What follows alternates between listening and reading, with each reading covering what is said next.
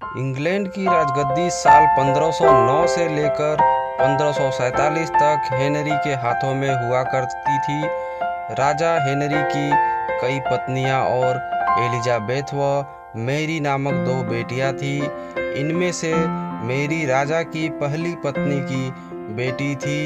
राजा Henry को Mary ज़्यादा पसंद नहीं थी, इसीलिए वो उसके साथ बुरा व्यवहार करते थे। मैरी महल के नौकरों के साथ महल का काम करती थी। अगर मैरी कुछ कह भी दे तो राजा उसकी कोई बात नहीं मानते थे। सन 1547 में जब राजा हेनरी की मौत हो गई तो प्रजा की इच्छा अनुसार 16 शताब्दी के दौरान हेनरी की पहली बेटी मैरी को इंग्लैंड की राजगद्दी दे दी गई। वह इंग्लैंड की रानी बन गई। उस समय इंग्लैंड के हालात बहुत अच्छे नहीं थे।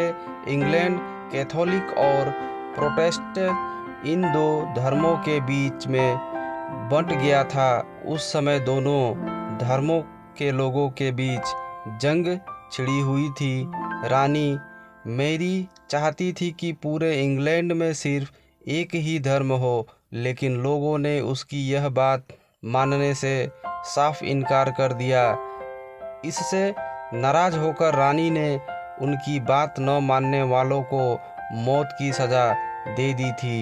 वह ऐसे लोगों को जिंदा भी जला देती थी।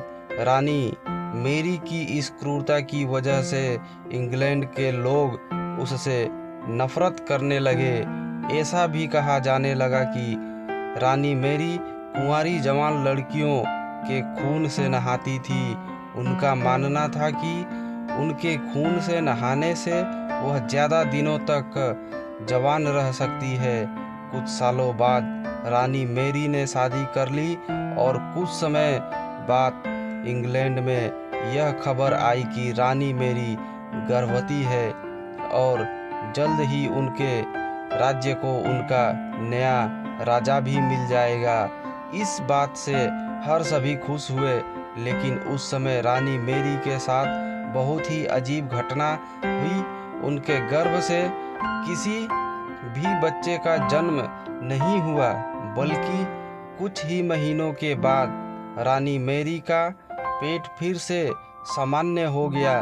वहाँ के ओझा लोगों ने अपनी तंत्र विद्या से बताया कि रानी मैरी के गर्भ में कोई बच्चा नहीं, बल्कि एक भूत आकार निवास करता है। कुछ समय बाद फिर रानी मैरी के गर्भ में वही भूत आकर रहने लगा। वह फिर से गर्भवती हो गई।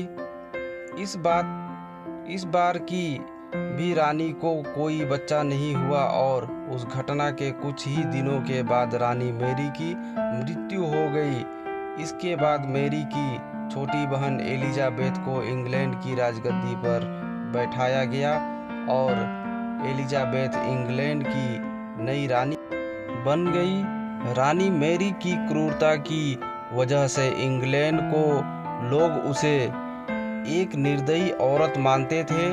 वही जब उसके गर्भ में बच्चे की जगह एक भूत का निवास होने लगा तो लोगों ने उसे शापित भी करार दे दिया और इसी वजह से उसे लोगों ने ब्लडी मैरी का नाम दिया।